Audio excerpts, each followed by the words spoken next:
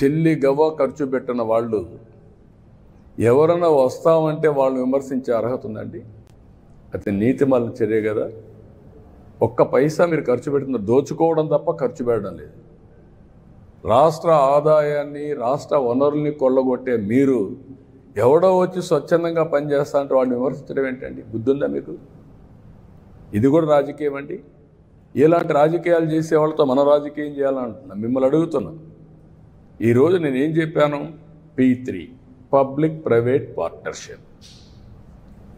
ఈరోజు దీనివల్ల ఈ రోడ్లు వచ్చాయి, ఎయిర్పోర్ట్లు వచ్చాయి, పోర్ట్లు వచ్చాయి, కాలేజీలు వచ్చాయి, అనేక వస్తువులు వచ్చాయి. ప్రజలు కూడా బాగుపడ్డారు. అదే సమయంలో కొంతమంది కోట్ల రూపాయలు వచ్చాయి. ఆర్థిక అసమానతలు పెరిగిపోతున్నాయి. ప్రభుత్వం ఇచ్చే సంక్షేమ కార్యక్రమాలు ఎక్కడ ఆపం, అభివృద్ధి కార్యక్రమాలు ఆపం. కానీ సామాజిక బాధ్యత కింద ఆ రోజు జన్మభూమి పిలిపించా, జన్మభూమితో వచ్చి గ్రామ సేవ చేశారు. ఈరోజు నేను ఇచ్చింది P4 అన్నాను, ప్రభుత్వం ప్రైవేట్ పీపుల్ పార్ట్నర్షిప్. ఈరోజు నేను ఒక్కసారి మీరు చూస్తే నేను ఒక 20 ఏళ్ళు తిరిగాను. తిరిగితే ఒక అతను చాలా బాగా పనిచేశాడు. వడ్డీ కులస్తుడే, అందరూ వాళ్ళే. వాళ్ళల్లో ఒక ఫ్యామిలీ చాలా బాగా పనిచేసి పిల్లల్ని బ్రహ్మాండంగా 20 ఏళ్లలో చదివించి, ఒకడు అమెరికాలో ఉన్నాడు, ఒకడు బెంగళూరులో వ్యాపారాలు చేస్తున్నాడు. అందరికంటే అందరూ ఇంజనీర్లు చేశారు.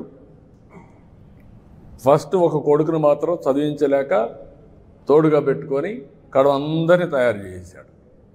ఆయన కొడుకులు వాళ్ళ మళ్ళా మనవాళ్ళు మనవరాళ్ళు కూడా చదివించాడు. అప్పుడు నేను డబ్బులు కూడా ఆర్థిక సహాయం చేశాను. ఆ రోజు చేసిన సహాయంతో వాడు అమెరికాకు పోయి మంచి ఉద్యోగం వచ్చి మళ్ళా డబ్బులు పంపించి ఇంటికి ఈరోజు బ్రహ్మాండమైన బిల్డింగ్ కట్టుకున్నాడు. నేను ఒక 2-3 ఇండ్లు P4 కింద తీసుకుంటానని ముందుకు వచ్చే పరిస్థితికి వచ్చాడు. అది స్ఫూర్తి. నేనేం మింగతాను, పేదవాళ్ళు ఇట్లనే ఉండాలి, వాళ్ళు ఇట్లనే ఉంటే నాకు సంతోషం అనేది కాదు. పేదరికం లేని, అందుకని నేను ఏమన్నానంటే నేను కష్టపడేది కూడా ఈ పేదవాళ్ళ కోసం కష్టపడుతున్నా, ప్రజల కోసం కష్టపడుతున్నా. అది కూడా నా జీవితంలో చూడాలనుకుంది జీరో పావర్టీ 2029. అక్కడి నుంచి ఆర్థిక ఇంకా మెరుగైన జీవన ప్రమాణాలు క్రియేట్ చేసే వ్యవస్థ, ఆర్థిక వ్యవస్థలో ఆర్థిక అసమానత తగ్గించే వ్యవస్థకు శ్రీకారం చుడతాం. That is our aim.